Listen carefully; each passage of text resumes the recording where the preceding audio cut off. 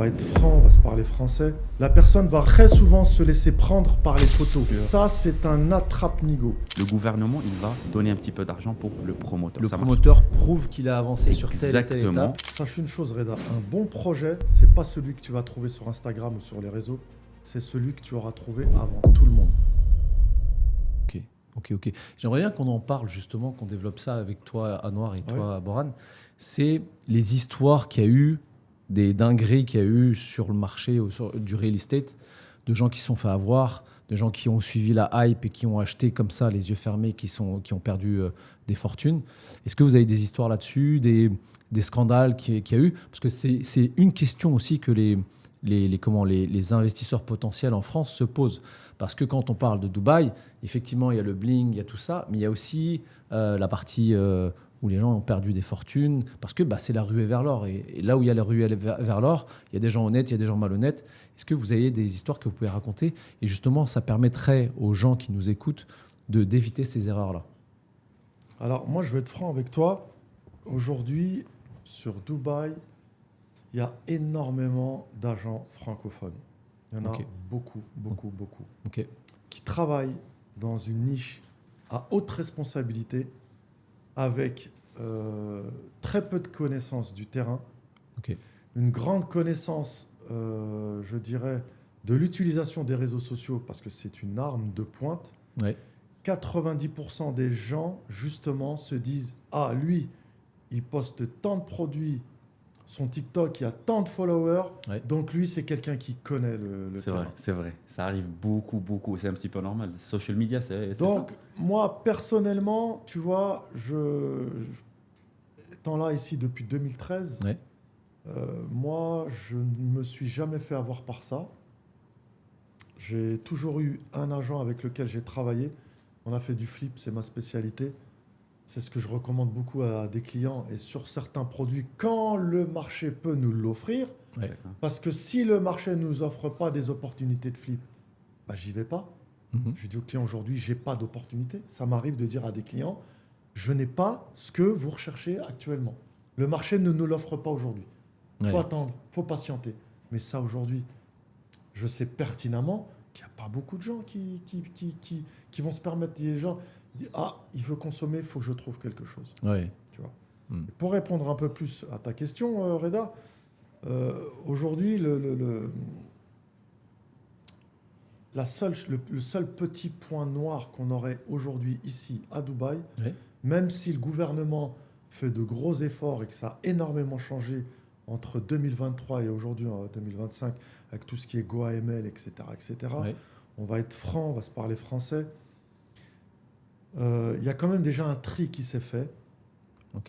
Mais le veto, c'est les pseudo-personnes qui vont se permettre de dire, proposer, promettre des choses qui n'arriveront malheureusement jamais. Donc attention, le consommateur aujourd'hui, il doit vraiment prendre son temps.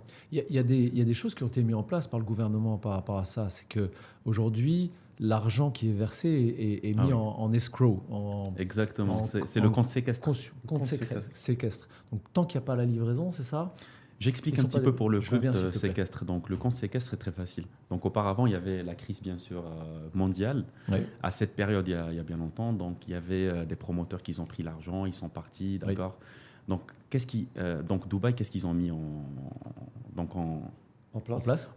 Donc, Dubaï, qu'est-ce qu'ils ont mis en place? Donc, ils ont mis la DLD déjà. D'accord, Dubai Land Department. Ok, très bien.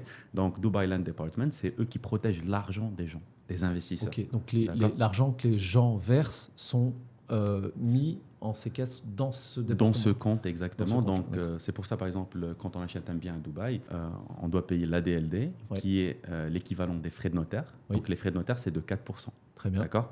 Quand on paye ça, donc automatiquement, il y aura le compte séquestre. Le compte séquestre, donc l'argent qu'on va verser au promoteur, il ne va pas littéralement partir dans le compte du promoteur.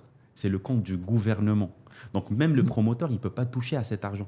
Tout à fait. Bien sûr, au fur et à mesure de la construction, le gouvernement, il va donner un petit peu d'argent pour le promoteur. Le promoteur prouve qu'il a avancé sur telle et telle étape. Et quand il prouve ce pourcentage, il donne un tout petit peu. C'est très important. Jusqu'à la fin, bien sûr, parce qu'on est protégé. Les gens qui sont en Europe, en France, donc automatiquement, ils ne savent pas ça et ils ont de la crainte. L'argent, où il va, peut-être le promoteur, il va, je ne sais pas, nous escroquer ou quelque chose comme ça. Donc automatiquement, il n'y a pas ça à Dubaï. Donc on est sûr. Si on résume bien, dans une transaction, dans un premier temps, l'agent ne touche pas d'argent de la part du client, on est d'accord ? C'est ça. Ça, c'est normal. Mais le promoteur non plus, tant qu'il n'y a pas la livraison finale. Exactement. D'accord. C'est le gouvernement de la DLD qui touche l'argent et qui les débloque au fur et à mesure. Donc le client est complètement sécurisé dans sa transaction. Tout simplement. Si je puis dire, c'est un win-win.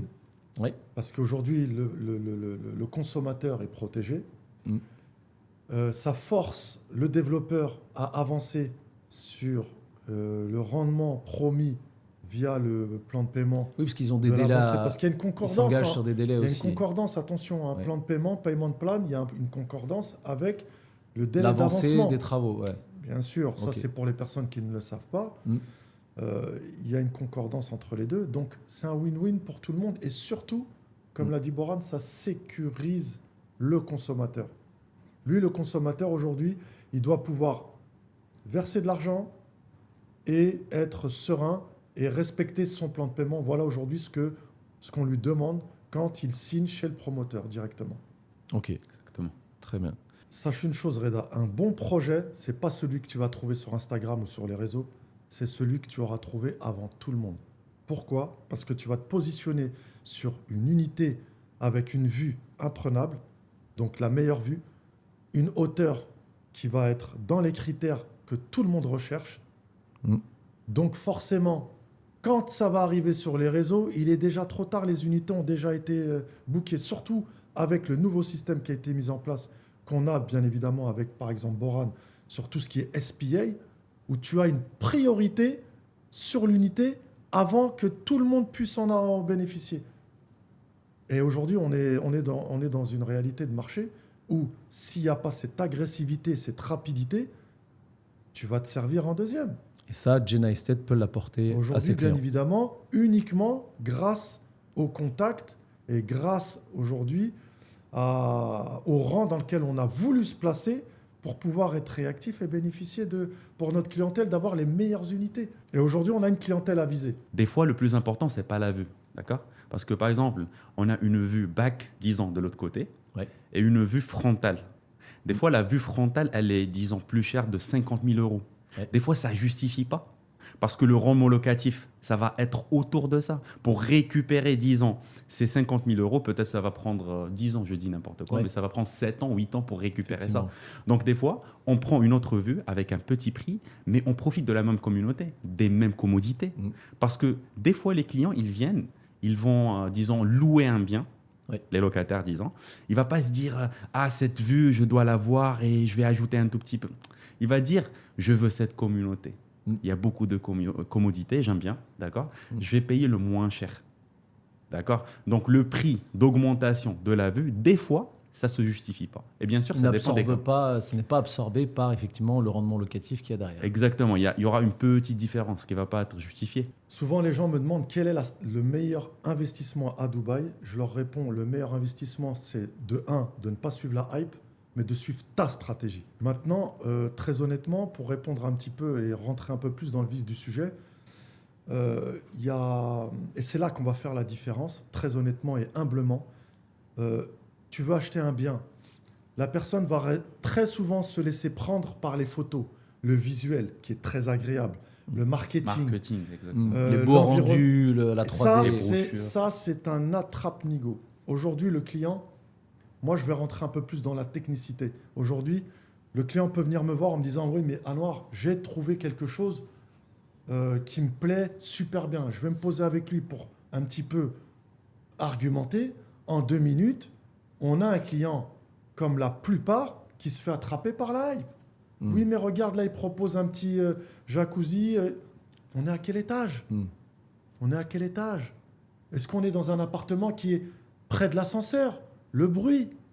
Est-ce que tu es loin des amenities?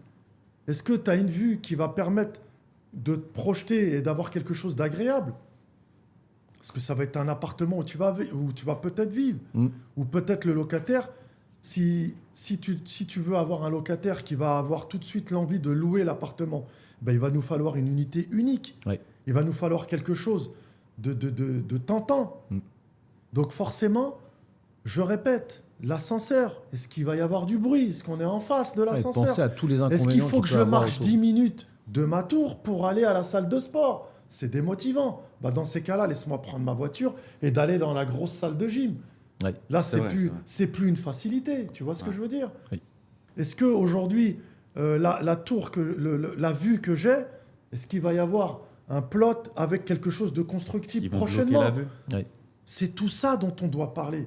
Et ça, c'est ce que vous pouvez apporter, vous, de par votre expérience chez Jena Estate, avec votre recul. En tout cas, Reda, dans la plus grande des transparences, oui. Si j'ai un doute sur le plot et quelque chose qui va se construire en face, je ne me prononce pas. Je dis là, personne ne sait, on n'a pas le renseignement de ce qu'il va y avoir ici. Mais je ne vais pas faire une stratégie de mettre en sorte un discours, un échange avec le client pour qu'il ne me pose pas la question. Je vais, moi, aller vers lui en lui disant, par contre, ici, là, je ne sais pas ce qu'il va y avoir.